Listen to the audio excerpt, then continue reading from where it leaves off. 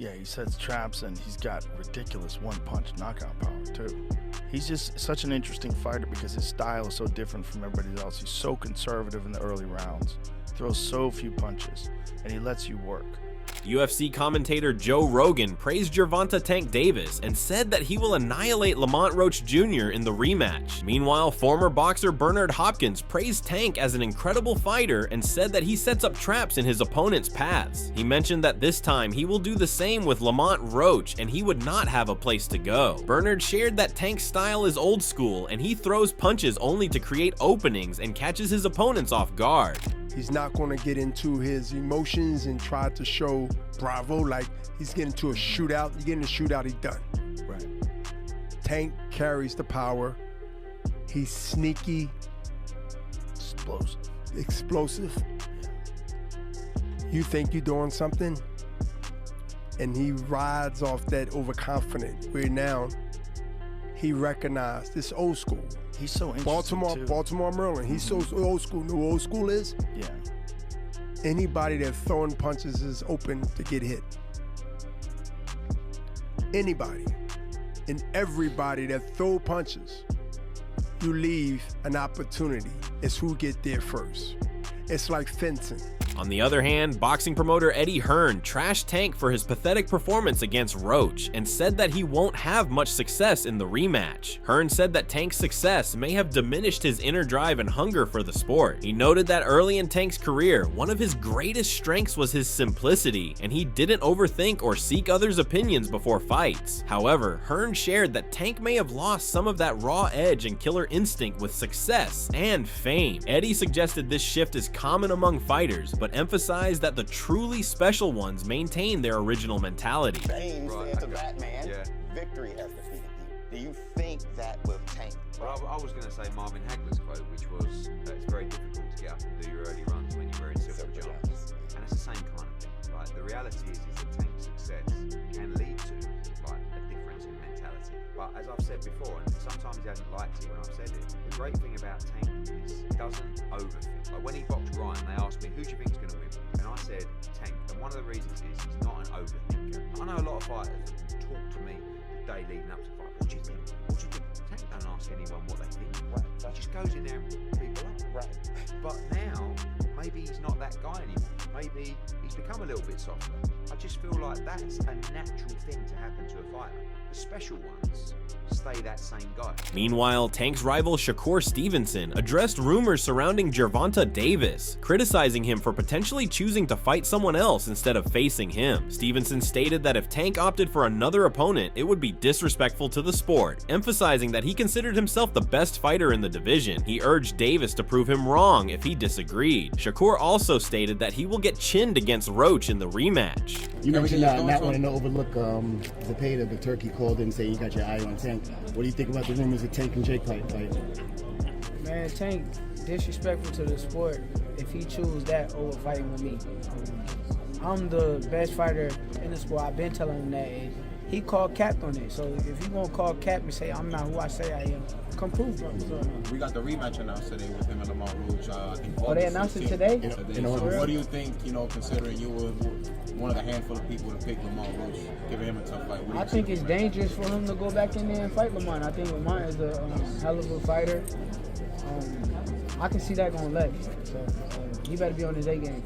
Furthermore, Showbiz the Adult argued that Lamont Roach isn't ready for the rematch with Tank Davis. He said that Tank is playing some mind games with Lamont by sending him the contract for a fight scheduled just within a few months' notice. He said that this time, Tank will be training hard in the gym, but Roach will be chilling on the sidelines because he was enjoying the recognition of his draw with Tank. Lamont is signed and ready to go for the rematch, correct?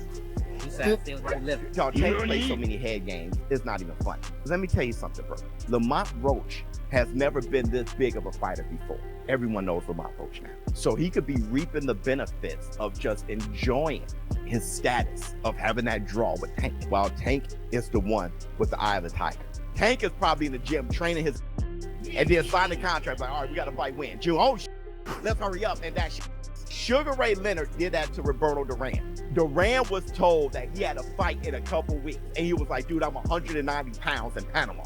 which is why Roberto Duran was out of shape in the No Mas fight and was like, no mas. So Tank could be over there at work, sign the contract in 3 weeks, and all of a sudden Lamont Roach got to put a training camp together. Meanwhile, former champion Bernard Hopkins continued to dissect Tank's rematch with Roach and said that Gervonta will beat him this time. He added that Tank sets up traps and uses them efficiently because once the hands leave the body, then Roach will be open to major shots. When you throw punches, no matter how straight, no matter how your stance are, when this becomes away from your body and things that you need to protect, the ribs, the chin, There's always an opening. it's always opening. Who get there first? And Tank is so good. Tank is so good. Tank will give you something that's really not there. It's literally, you know, you think is, you know about the three top, the ball into three top hustle. Mm-hmm. You think Right. he shows it to you. You think, and Right. he did a couple of these. It's not there. Right.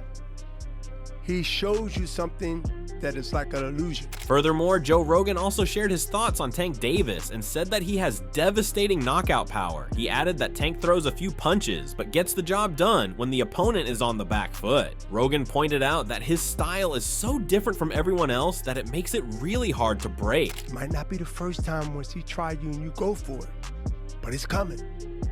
And that's how he set you up. He set traps. Yeah, he sets traps and he's got ridiculous one-punch knockout power too. He's just such an interesting fighter because his style is so different from everybody else. He's so conservative in the early rounds, throws so few punches, and he lets you work. He lets you work and you're backing up and you're always afraid of that power, and he's just moving in, trying to find that opening where he just gets in there on you. Your mind is burning energy. Yeah. You physically burning energy because you know, right? Even if he just touch you in the arm, you know, based on what you've been hearing through the whole press conference and through the whole fights he had before then. Moreover, Bernard said that power rules over all the opponents, and anytime Tank hits his opponents with that insane power, then they lose all focus. He said that it's the same why Mike Tyson and Deontay Wilder ruled over the heavyweight divisions, because they had those devastating knockout punches in their hands. Yourself, that you better not get hit. Yeah. See, power rules everything around you. One thing about power, you can lose all the fights, all the rounds, and that power. Come on. Yep. Right? That would make the Foremans, the Mike Tyson. Deontay Wilder. Power. Rules. Yeah. I got one shot, and it's over. I can be losing the whole 90, I can be losing all the way to the 12th round and hit you with that power. And to get to the 12th, 11th, 10th, 9th, 8th, you walking and treading danger. You walking through a minefield at any time, any bad move. So meanwhile, Roach has successfully began training for his rematch with Tank Davis, and this time he will prove to knock out the champion for good.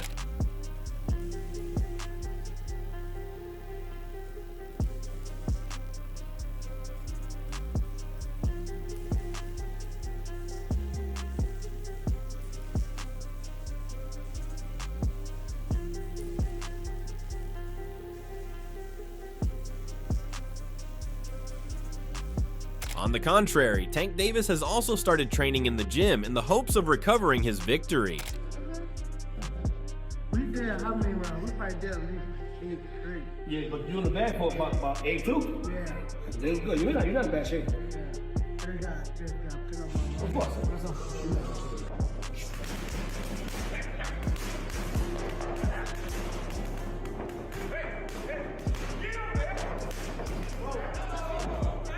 God damn.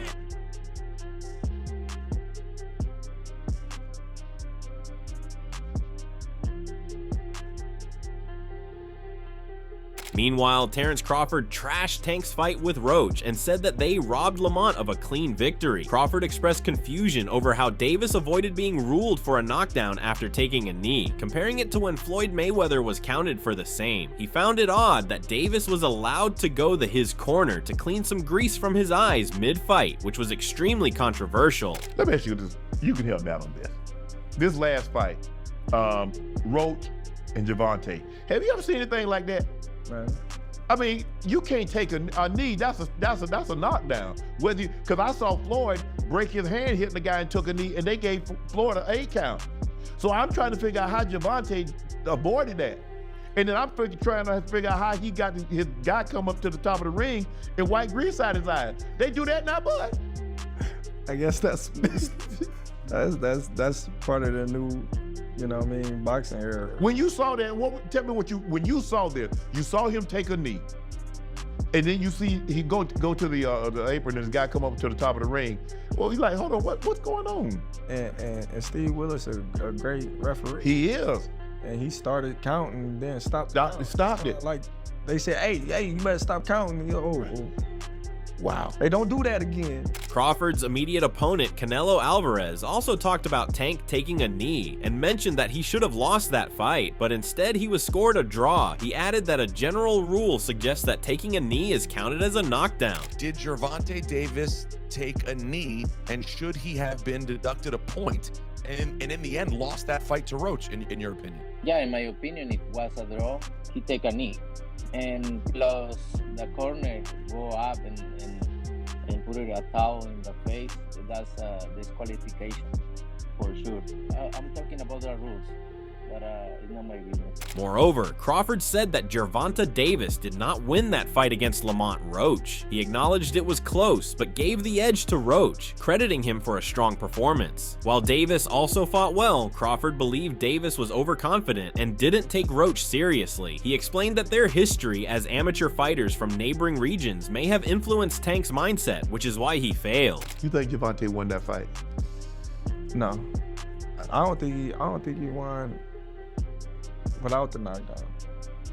You know, I thought it was a close fight. You know, but I would have gave the edge to Roach. He fought a great fight. Gervonta fought a great fight as well, but I just think he was overconfident. I don't think he took Roach serious. Right. Because I guess they fought earlier. They fought the amateurs, one from DC, the other from Maryland, so they're very familiar with each other. Well, but pros is different than amateurs. Yeah. And you know, Tank stopping a lot of people.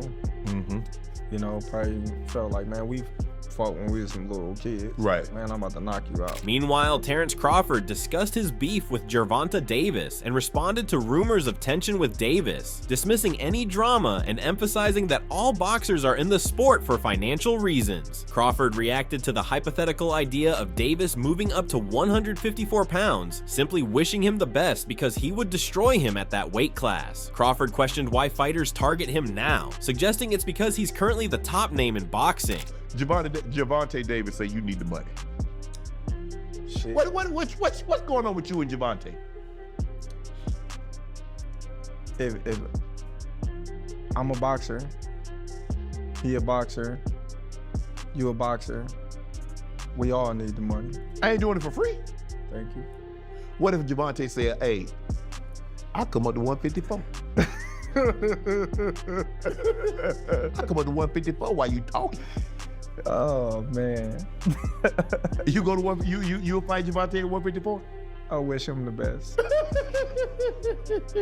That's all I'm gonna say. In an interview, Lamont Roach expressed strong criticism of referee Steve Willis, stating he should not make decisions for the rematch between Gervonta Davis and him. Roach addressed a moment from their previous fight where Davis claimed grease got into his eye. He refuted the claim, explaining that Davis only began wiping his eyes after being struck with specific punches, suggesting the irritation was caused by the blows rather than any foreign substance. He emphasized that Davis had not shown signs of eye trouble until after being hit. You know, obviously the part with the grease in the eye, that took on a life of its own, you know what I'm saying? That was a headline in the fight.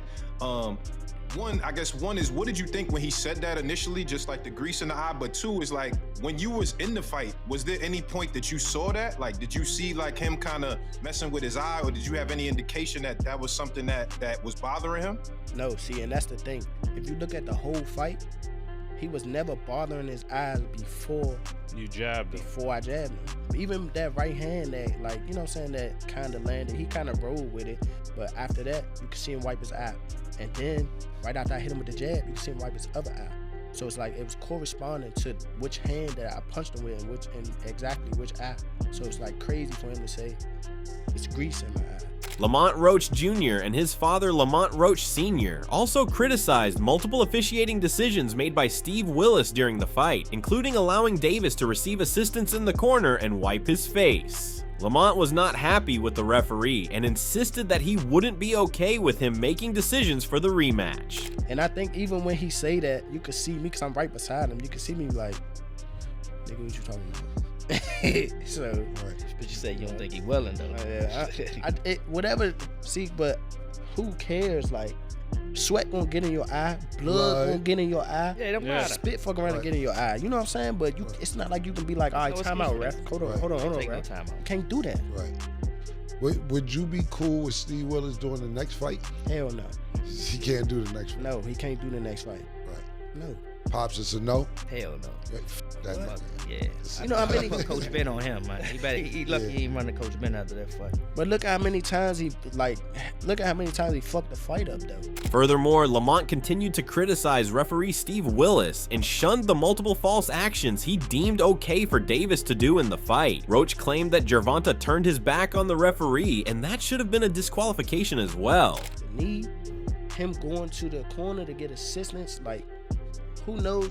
Not saying that they did any cheating shit or nothing like that, but like, he wiped his face with a towel. You can't do that. Right. You can't do none of that. That's a disqualification. You turned your back on the ref after you took a knee. Usually the ref would be like, all right, he don't want to fight no more. Fight's off.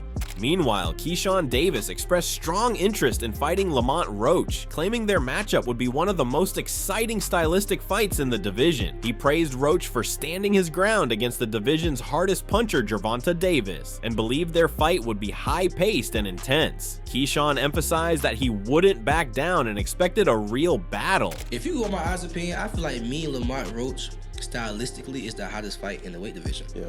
Lamont Roach stood right there with Gervonta, the hardest puncher in the division, right?